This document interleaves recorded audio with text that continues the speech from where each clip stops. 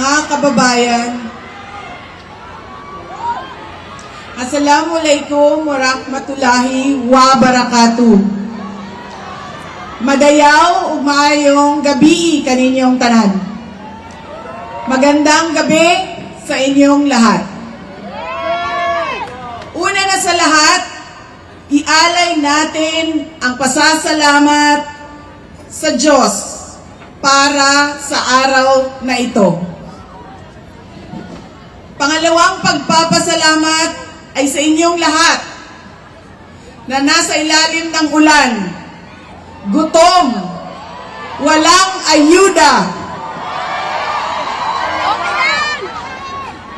naipit sa traffic, hindi pumasok sa trabaho. Ngunit ibinigay ninyo ang panahon para sa aming lahat ngayong gabi. Maraming salamat sa inyo. Ang susunod na pagpapasalamat ay sa PDP dahil binigyan nila ako ng pagkakataon sa rally nila ngayon. Maraming salamat sa inyo. Ang sunod na pagpapasalamat ay mula kay Pangulong Rodrigo Duterte. Sa inyong pagmamahal, sa inyong patuloy na suporta at pagdarasal na siya ay maibalik dito sa ating bayan. Maraming salamat. Ang susunod na pagpapasalamat ay mula sa akin, sa patuloy ninyo na suporta sa akin at sa aking mga kasamahan sa opisina ng Pangalawang Pangulo. Maraming salamat. At ang huling pagpapasalamat ay mula sa aming pamilya. Dako kaayo ang amuang utang nga kabubuton kaninyong tanan sa oportunidad na ginahatag ninyo kanamo nga makaserbisyo sa atuang nasod. Daghan salamat. Ang pwesto na kinatatayuan ko ay hindi para sa akin. Ito ay para sa Pangulong Rodrigo Duterte. Pero tinawag ako ng tadhana dahil kinidnap ang tatay nating lahat.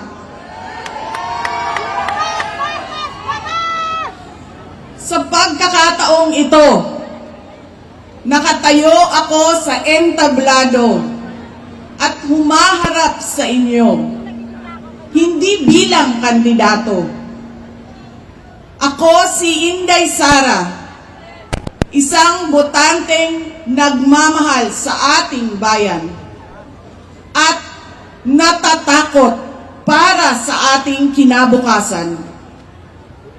Mga kaigsuunan ko, iniibig ko ang Pilipinas. Iniibig ko kayong mga Pilipino.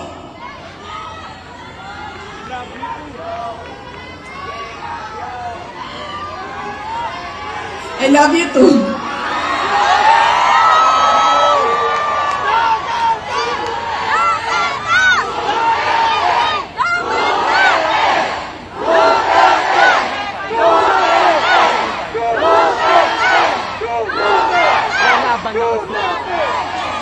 This election will decide the future of our country. Ang boto ninyo ang magbibigay katiyakan kung maituloy ang pagbabago o tuloy-tuloy na lang tayo sa kapahamakan. Filipinos deserve better. Nagpapasalamat ako dahil nandito pa rin kayo at nakikinig sa akin sa kabila ng kaliwat kanan na paninira nila. In the past months, my name and my family's name have been dragged through the mud. I have repeatedly said it before, and I will say it again now. I am not the problem of this country.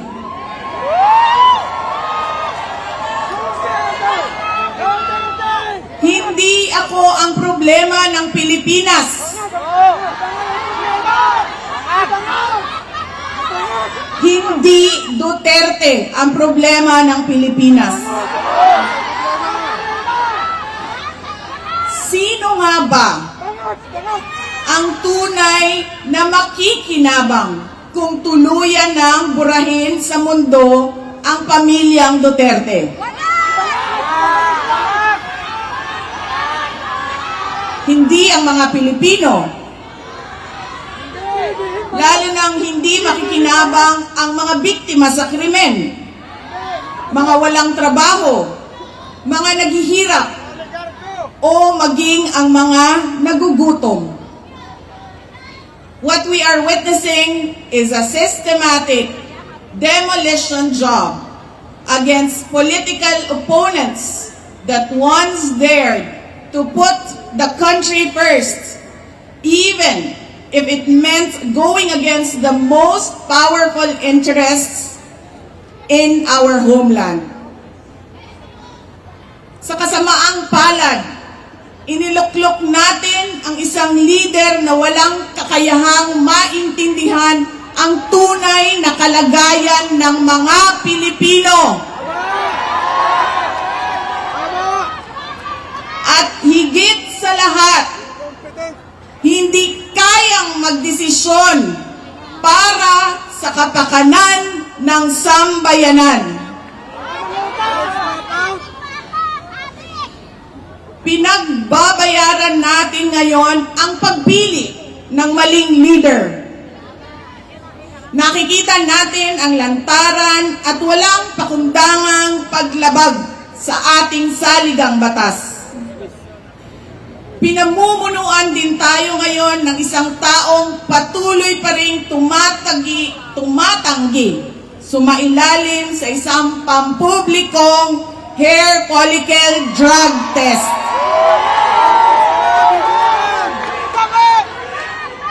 At nagsinungaling sa 20 pesos ang bigas.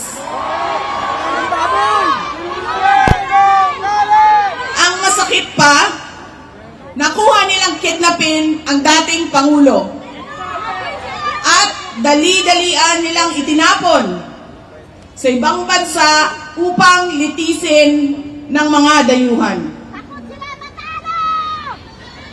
Ngunit, higit pa sa mga kabiguang ito ay isang mas malalim na pambabastos at panghihinsulto sa ating mga Pilipino.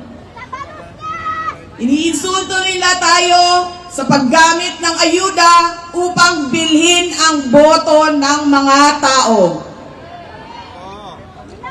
Ang ayuda ay hindi naman likas na masama. Sa katunayan, marami ang natulungan ito noong panahon ng pandemya. Ngunit, kapag ginamit ito para manipulahin kayo, at pagsamantalahan ang inyong kahirapan upang manatili sila sa kapangyarihan, nagiging sandata ito ng pang-aabuso. Again, Filipinos deserve better. We must return to long-term, concrete programs, not short-term dole-outs that are being abused by those in power. Ang kailangan ng Pilipino ay isang mabisang food security program, isang programa na tutugon sa problemang pinakamalapit sa bituka, ang gutom. Ang kailangan ng Pilipino ay isang modernong hybrid education system na nakasandal sa pagtuturo ng disiplina at pagmamahal sa bayan. Ang kailangan ng Pilipino ay isang tunay na universal healthcare system na tutugon araw-araw sa lahat ng health centers at hospitals at hindi lamang sa mga supporters ng politiko. Ang kailangan ng Pilipino ay matibay na infrastruktura. Let us build into the future. Ang kailangan ng Pilipino ay oportunidad sa hanap buhay at trabaho dito sa loob ng ating bayan. Masakit sa kalooban nating lahat ang kalagayan ng maraming nating OFWs na malayo sa kanilang mga mahal sa buhay. At higit sa lahat, ang kailangan ng Pilipino ay peace and order. Kailangan nating ganap na puksain ang kriminalidad, illegal na droga, terorismo, at insurgency sa pamamagitan ng makatotohanang non-partisan Philippine National Police na suportado ng ating sandatahang lakas.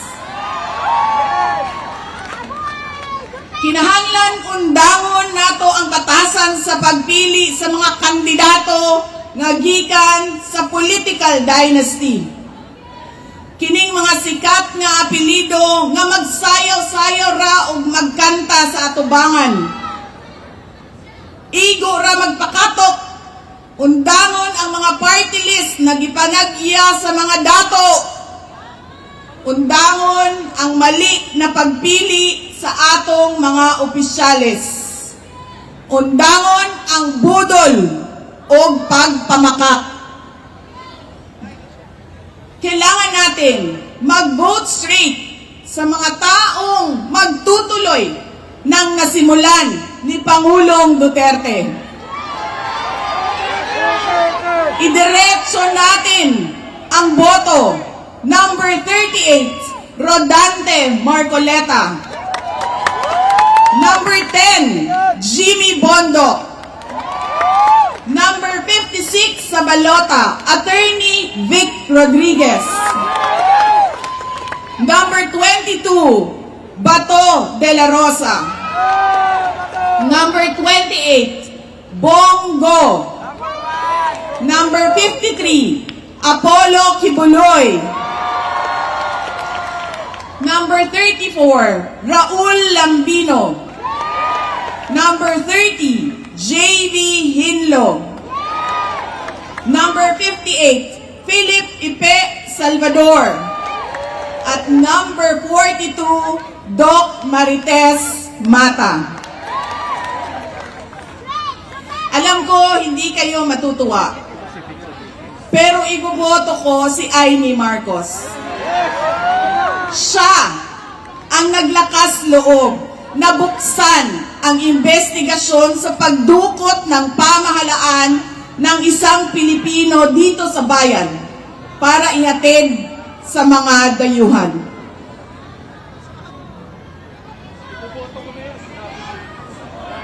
Iboboto ko rin si Camille Villar dahil sa kanyang karanasan bilang mambabatas sa House of Representatives na makakatulong sa isang tunay na pagbabago sa Senado.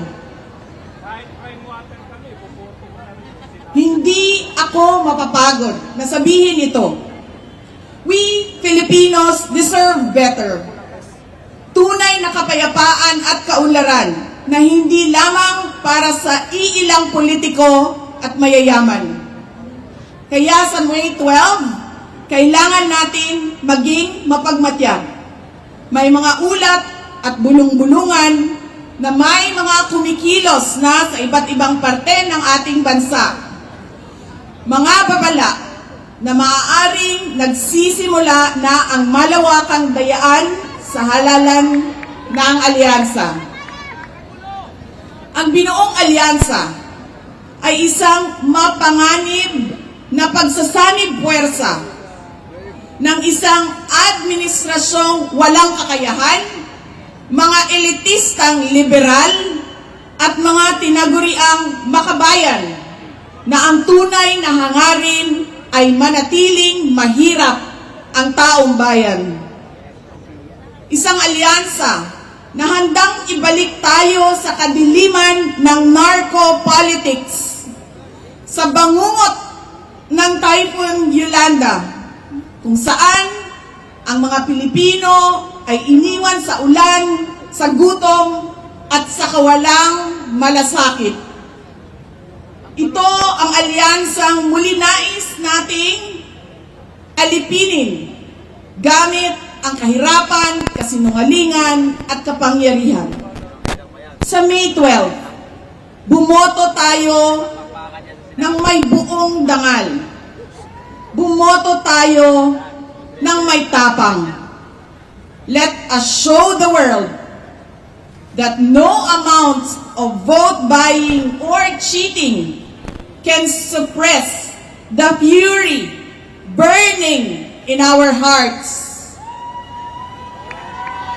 Time and again, you have heard me say, God save the Philippines. Ngayong Lunes, bumoto tayo ng diretso, and let us all save the Philippines. Ako si Inday Sara Duterte, isang botante. Syukran.